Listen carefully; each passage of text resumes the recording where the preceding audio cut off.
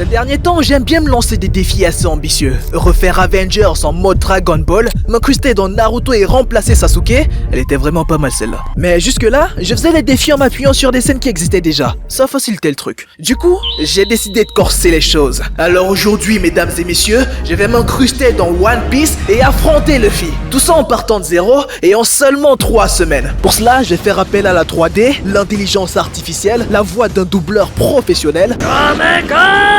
Et bien sûr, mes contours bien soignés. Prépare-toi Mappa, j'arrive. Et crois-moi, t'as du souci à te faire. Ça c'est pour tous les écrivains en commentaire qui disent que je suis trop prétentieux. C'est bien beau de vouloir faire un défi en partant de zéro, mais du coup, va falloir assumer. Seulement, il y a un tout petit souci, mais vraiment quelque chose de minime quoi. J'ai jamais regardé One Piece. Mais j'ai regardé le live action, et ça m'a annoncé la couleur. Mais c'était clairement pas suffisant. Je me suis donc rendu sur YouTube pour regarder des tas de reviews sur One Piece afin de me cultiver. C'était toute une école pour moi. Les fruits du démon, les personnages, leur évolution, leur transformation, les acquis et j'en passe. J'ai pu ensuite passer au chara design de mon personnage. Pour cela, je me suis tout d'abord rendu sur une appli de génération d'images IA pour chercher de l'inspi. Et les gars, l'IA c'est le futur, alors vaut mieux trouver des moyens de l'utiliser à notre avantage plutôt que de s'offusquer tout le temps. C'est ridicule à la fin et puis ça ne changera rien.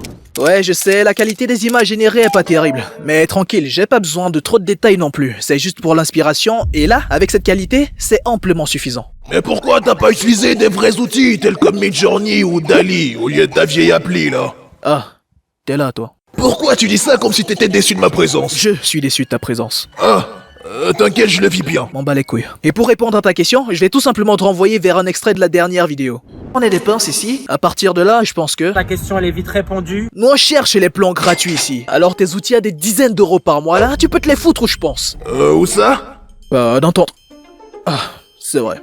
T'en as pas. Ok, là j'ai mes références. Je peux passer à la suite. La modélisation 3D. Mais mec, tu n'as que 3 semaines pour le défi. Alors pourquoi tu décides de te lancer dans une modélisation 3D qui te prendra sûrement des jours? Autant dessiner le chara design directement, ça te fera gagner du temps. Des jours, tu dis? Ça c'est le temps que ça aurait pris si j'avais pas utilisé la méthode Raoults. Avec la méthode Raoults, ce n'est qu'une question d'heure. Allez, dis-le. Dire quoi? Ah, tu sais très bien de quoi je parle. Dis-le. Non. Allez, dis-le, putain, je sais que t'en meurs d'envie. Mais Raoul, c'est quoi la méthode Raoul? Ah, mais c'est une très bonne question que tu me poses là, mon cher Culpa. Eh bien, Raoul, c'est un sigle pour rapidité accrue et optimisée avec comme outil de levier Sketchfab. Ah, je vois, c'est donc une technique d'optimisation. Et qu'est-ce que ça permet d'optimiser? Le nombre de vertex? Eh non, le temps, mon ami. Le temps. Cette méthode consiste à télécharger des modèles 3D sur le site Sketchfab, je suis toujours pas sponsorisé, et à les combiner en utilisant des techniques de modélisation plus ou moins avancées afin d'avoir le résultat escompté.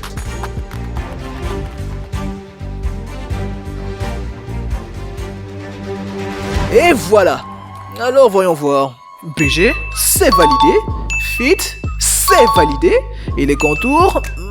Bon, j'avoue que ça valide un peu moins. Quelle indignité. Mais tranquille, de toute façon ça ne servira que de référence, c'est pas ça qui sera affiché à l'écran plus tard. Alors mon cher Culpa, tu me parlais de plusieurs jours de modélisation. Eh bien sache qu'avec la méthode Raoults, il ne m'a fallu que 3 heures pour arriver à ce résultat. N'est-ce pas incroyable? Bon, ça va aussi, c'est pas non plus un truc de fou. Eh, j'adore ta mauvaise foi. Je peux ensuite passer au rigging puisque la 3D ne va pas me servir qu'au chara design. Il me servira également de référence pour l'animation.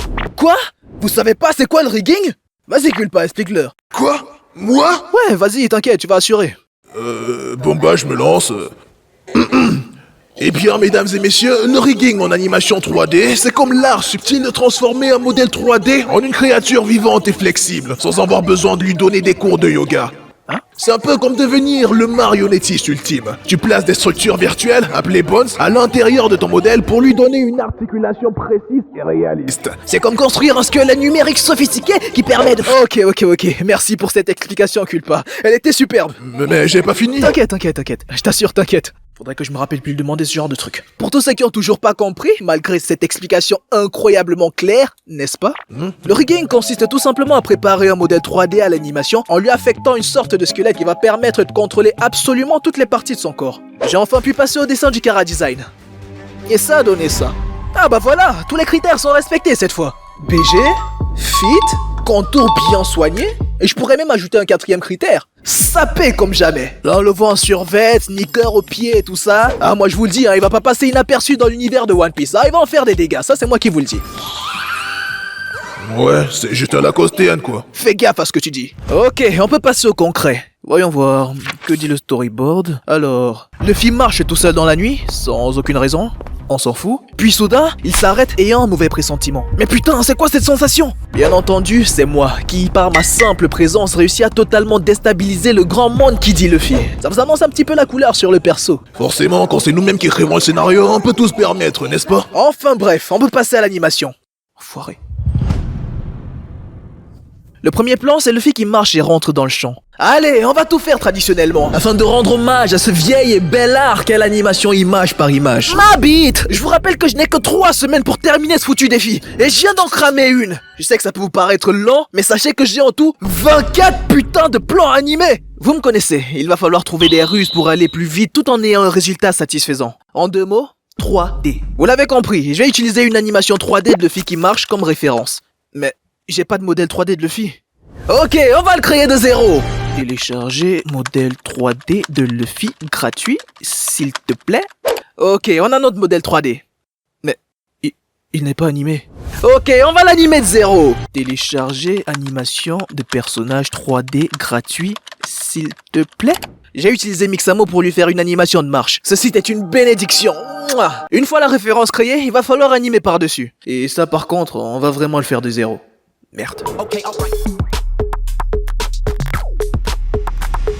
J'hallucine que même avec les références, ça m'ait pris plus de 16 heures. Mais franchement, ça en valait la peine. La 3D m'a énormément aidé sur ce projet. Mais je n'ai pas pu utiliser Mixamo pour tout. Hélas. J'ai dû animer par moi-même. Et je vous avoue que je me suis surpris. Les animations étaient vraiment pas mal. Par contre, ça m'a pris tellement de temps, bordel. Mais ça a été rentable. Je pense. Mais qu'est-ce qui te dit que si t'avais fait le ref par toi-même, ça t'aurait pas demandé moins de temps? Bah en fait, si je voulais faire le ref sans passer par la 3D, je pense que ça m'aurait pris pas moins d'1 heure. Ah bon? Et tu sais combien de temps l'animation 3D elle t'a pris? 20 minutes, peut-être 30 par là. Bah regardons l'enregistrement. 3 heures? Ah ouais, bah ça m'a permis d'avoir une base très solide quand même. Ah ouais? Et t'aurais pas pu le faire sur le ref directement? Ouais mais Enfin si Eh vas-y fiche-moi la paix mec, tu casses les couilles putain. Le résultat était plutôt pas mal. Il se passe quoi juste après? J'arrive par derrière et je fous un énorme kick dans la gueule de Luffy. C'est tellement rapide et puissant qu'il n'a même pas le temps de réagir. Du coup je le projette au loin, ce qui le fait tournoyer dans les airs juste avant de s'écraser contre un gros rocher. Ah putain ça va être chaud. Le plan du coup de pied c'est le plus simple de tous. C'est le seul qui sera statique. Alors je me suis bien amusé dessus. J'ai mis beaucoup de détails et même au niveau du shading j'y ai appliqué plusieurs niveaux. J'ai bien aimé. Pour le plan où Luffy se fait projeter, j'ai utilisé une référence. Et cette fois-ci, c'était pas de la 3D, mais un animé. Et pas des moindres, puisqu'il s'agit de One Punch Man. Ah, tu nous montres enfin ton vrai visage. Un sale plagieur. Ah mec, t'es saoulant, je te jure. Même les grands studios tels que Mappa le font. En même temps, si t'as l'occasion de faire une animation stylée sans avoir à trop y réfléchir, bah pourquoi se gêner, j'ai envie de te dire. Eh, moi je suis pas un animateur professionnel, hein. Je n'ai donc pas la prétention de faire mieux que les maîtres de l'animation. Je vais au contraire m'inspirer de leur travail. Et c'est d'ailleurs pour ceux qui apprennent l'animation, un très bon moyen de s'améliorer et d'agrandir sa bibliothèque visuelle. Franchement, c'est très bien rattrapé. Chapeau. C'est surtout sincère et vrai, putain. Ouais. Parlons de ce plan où Luffy tournoie dans les airs. Selon vous, comment est-ce que je vais m'y prendre? Réponse 1, utilisation de 3D. Réponse 2, utilisation de références animées. Réponse 3, utilisation d'intelligence artificielle. Ou réponse 4, utilisation d'aucune aide, je suis un pro. Alors? Oui, bonne réponse, c'est la réponse 1, utilisation de la 3D. J'ai commencé par animer Luffy en 3D, puis sur Adobe Animé j'ai redessiné par-dessus. On commence à avoir l'habitude.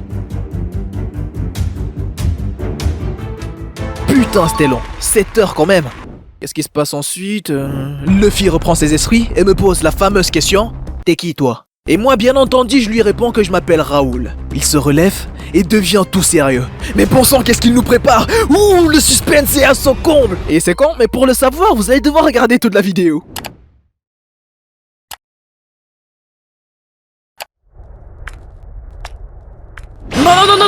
Non. Ça c'est un move des FDP. Soyez pas des FDP. Vous valez tellement mieux que ça. Hashtag YouTube mon. Si vous avez bien suivi, vous avez vu que Luffy parle à un moment donné. Juste, il y a un petit souci.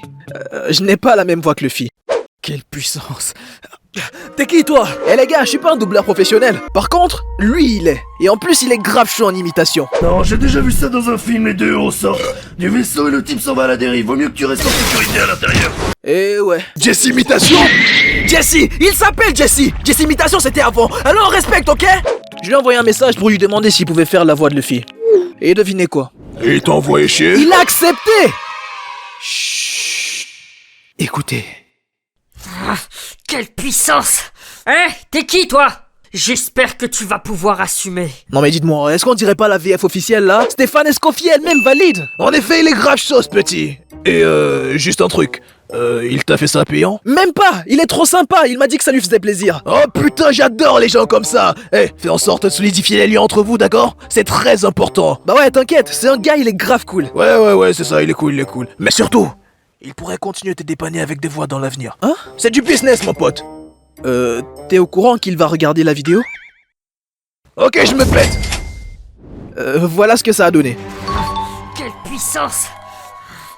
Hein? T'es qui, toi? Merci à Jesse pour cette performance. Pensez le suivre sur les réseaux, il fait du super contenu autour du doublage. Ah, j'ai dû faire du doublage moi aussi. Et vu la qualité que Jesse a proposée, fallait pas que je vienne tout gâcher. Mais avant, il fallait que je fasse une animation où je lève la tête, puis je me tourne avant de répondre à la question, le tout de façon super charismatique. Alors j'ai commencé par l'animation 3D. Et ça a donné ça.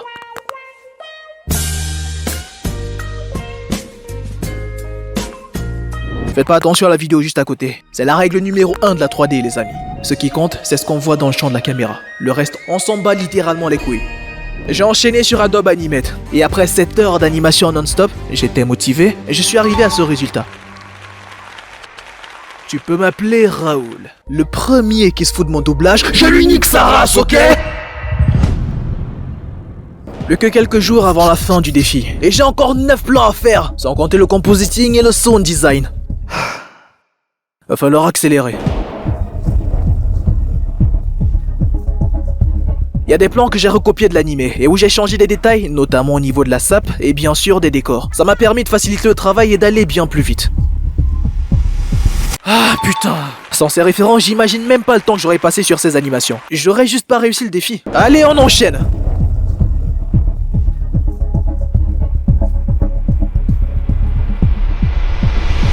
On en a enfin fini avec les animations. On va pouvoir passer à la post-prod. Je ne vais plus vous expliquer c'est quoi le compositing, allez voir cette vidéo si vous voulez plus de détails, mais en gros retenez juste que c'est l'étape qui permet de rendre les animations plus belles et professionnelles, et parfois de rattraper certaines merdes qu'on aurait fait lors de l'animation. Je commence Despacito en faisant les modifications colorimétriques afin de rendre les persos plus cohérents avec les décors. J'applique des mouvements de caméra où c'est nécessaire afin de donner un aspect plus naturel et impactant au plan. J'ajoute les lens flares pour plus de badassitude. Je sublime les FX, j'ajoute des speedlines, des effets de glow, et tout un tas d'effets que je n'aurai pas le temps de vous citer. Enfin, pour sublimer le tout, j'ajoute un filtre prédéfini, l'effet ajout de grain et l'aberration chromatique dont je varie l'intensité en fonction des plans. Et pour finir, je suis passé au sound design, où j'ai extrait les esthétiques de l'animé, puis avec Audacity et Adobe Premiere, j'ai fait des tas de manips afin que ça passe crème. Et on est bon. Maintenant, mesdames et messieurs, appréciez le rendu final.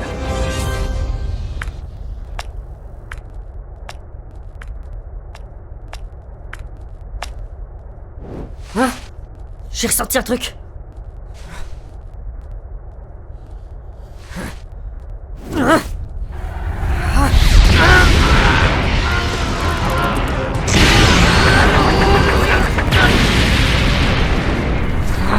Quelle puissance! Hein? T'es qui, toi?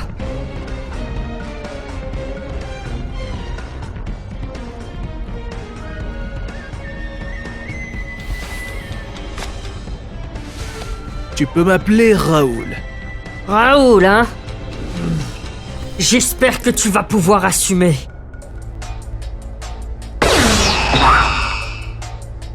Gear fort!